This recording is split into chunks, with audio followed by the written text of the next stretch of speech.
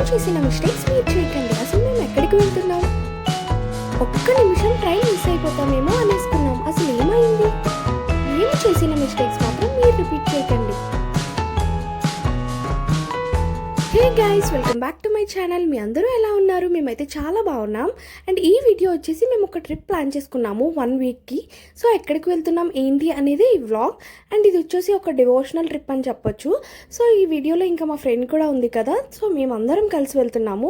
First అయితే మేము వైజాగ్లో ఉన్న మ్యాక్స్కి వచ్చేసాము షాపింగ్ చేయడానికి అని చెప్పేసి. ఇది ఒక అన్ప్లాన్ ట్రిప్ అని చెప్పొచ్చు. అందుకనే మేము షాపింగ్ కూడా ముందే ఏమీ చేసుకోలేదు. సో అందుకని చెప్పేసి అలా కొన్ని పర్చేస్ చేయడానికని మ్యాక్స్కి వచ్చేసాము. మాకు ట్రైన్ వచ్చేసి మధ్యాహ్నం 2 o'clock ఉంది. ఇప్పుడు వచ్చేసి 12:30 అలా అవుతుంది. మేము రెస్టారెంట్కి వచ్చాము, ఫుడ్ తినేసి ఇంకా రైల్వే స్టేషన్కి వెళ్ళిపోదాం అని చెప్పేసి.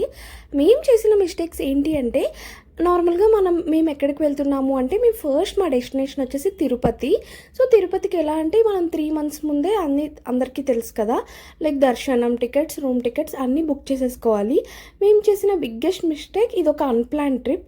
సో అందుకని చెప్పి మా దగ్గర అస్సలు దర్శనం టికెట్స్, రూమ్స్ టికెట్స్ దొరకలేదు.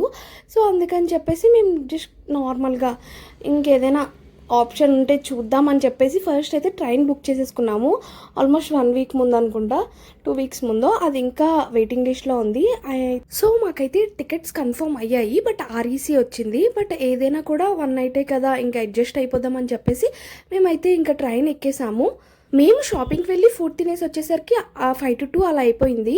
ఇంకా ట్రైన్ మిస్ అయిపోతామేమో అని అదొక టెన్షన్. ఇంకా ఫాస్ట్గా వచ్చేసి ఫైనల్లీ ట్రైన్ అయితే ఎక్కేసాము.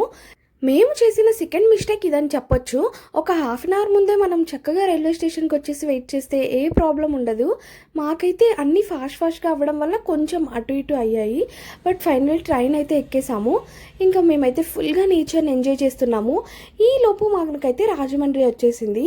సో రాజమండ్రి బ్రిడ్జ్ అంటే చిన్నప్పుడు మీకు గుర్తుందో లేదో, మేమైతే పేరెంట్స్తో వెళ్ళి 1 rupee కాయిన్స్ వేసేవాళ్ళం. ఇప్పటికీ నాకు అది గుర్తుంది. ఇంకా ఈసారి కూడా నేను నా ఫ్రెండ్ వచ్చి కాయిన్ వేసి ఇంకా మేమైతే దండం పెట్టేసుకున్నాము. అండ్ దాని తర్వాత విజయవాడ స్టేషన్ వచ్చింది.